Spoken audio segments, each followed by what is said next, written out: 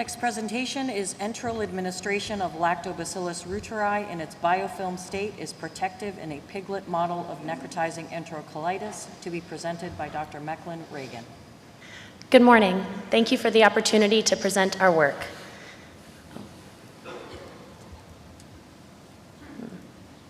These are our disclosures. Necrotizing enterocolitis, or NEC, is the most common GI surgical emergency in premature infants. The underlying pathophysiology is multifactorial and includes intestinal dysbiosis. Our goal is to identify novel probiotic-based therapies for the prevention of NEC. We developed a novel delivery system for Lactobacillus reuteri, or LR, a gram-positive probiotic that is thought to be beneficial in the prevention of NEC. LR is incubated with dextronomer microspheres to induce biofilm formation, seen here in yellow.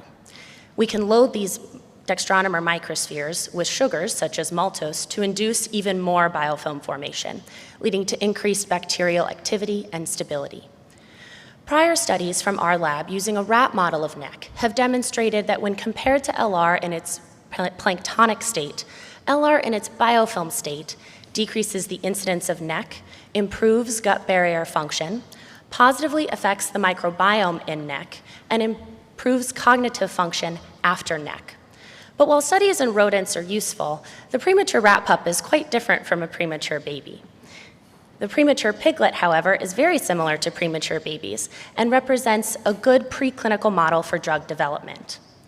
Our objective was to determine if LR in its biofilm state can protect the intestines from NEC in a piglet model of the disease, to provide additional data to the FDA in support of a phase 1 clinical trial in newborns.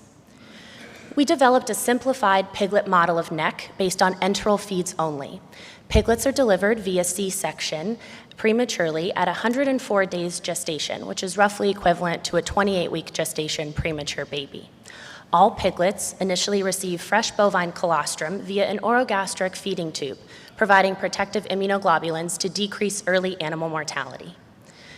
Piglets in Group 1 received fresh bovine colostrum for the entirety of the experiment. Piglets in Groups 2 and 3 initially received colostrum, followed by a switch to infant formula to induce NEC. Group 2 received a daily saline vehicle. Group 3 received a daily treatment of LR in its biofilm state. All treatments were administered in a blinded fashion, and piglets were housed in temperature and oxygen-controlled intensive care units throughout the experiment. At the end of the experiment, or when piglets met euthanasia criteria, a necropsy was performed. We found that gross or histologic injury alone were often unreliable in defining the disease, so we developed a definitive NEC scoring system to better characterize NEC. In order to be diagnosed with definitive NEC, 3 of the following 4 criteria must be present: a gross injury score of a 4 or greater out of 6, a histologic injury score of 3 or greater out of 5, a clinical sickness score of 5 or greater in the last 12 hours of life, and bacterial translocation to 2 or more internal organs, including the liver, spleen, or mesenteric lymph nodes. These are our clinical sickness score results.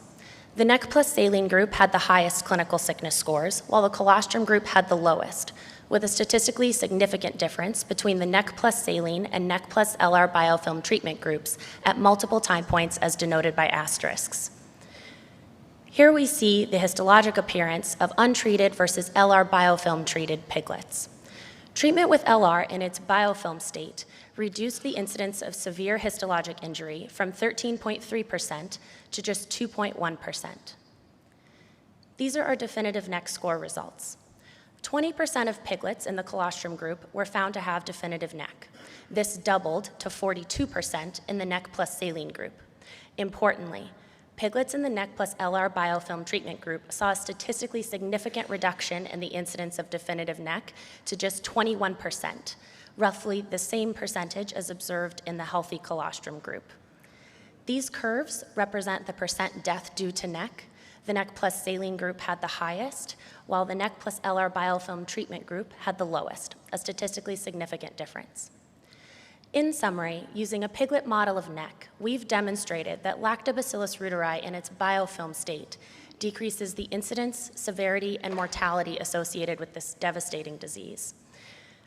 These compelling data in a large animal model represent a crucial step forward for clinical translation to the NICU. We have already completed an FDA-approved phase 1 clinical trial in healthy human adults, and our large animal piglet results will only strengthen our application for a phase 1 clinical trial in newborns. Thank you all very much for your time, and I will take any questions.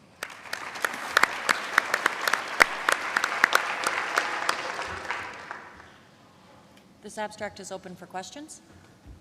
Samir Gadapali, Ann Arbor, really nicely presented. Great to see this work moving forward. I was wondering what would happen if you gave LR to the colostrum group, because ultimately it's really hard to predict who's going to get NEC, and so it just makes me wonder, was there any harm that could be done by giving LR? Thank you. Thank you. That's a fantastic question. It's not something that we've tested. Originally, the goal behind having the colostrum group was just to have a strong negative control that could give us an idea of what our baseline incidence of NEC was for a given litter, because these experiments can only really be done with one particular sow and one litter at a time. So to try to minimize any variation, we wanted a good control. But it's definitely something that would be interesting to look into. Hi, excellent work. Kathy Hunter, Oklahoma. A couple of questions. So what is the bioactivity of the LR in the biofilm? And also, what is the impact of this on the microbiome in those animals? It really is fascinating work. Thank you. I'm not as familiar with the bioactivity. That's a great question. I know the concentration of LR that we use, and we keep it roughly around 1.85 times 10 to the 9th CFUs throughout the course of the experiment, which is the same concentration that was administered in the FDA-approved trial in healthy human adults. But regarding the microbiome, we have done microbiome studies, and it was interesting to see that in the groups that had received saline, that had NEC, they had higher levels of Clostridia in their stool, which, as you know, Dr. Hunter, is something that is commonly observed in humans and that have NEC.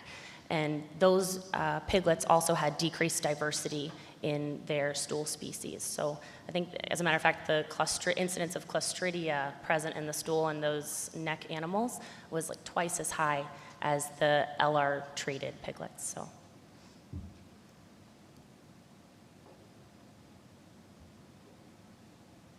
All right, thank you very much.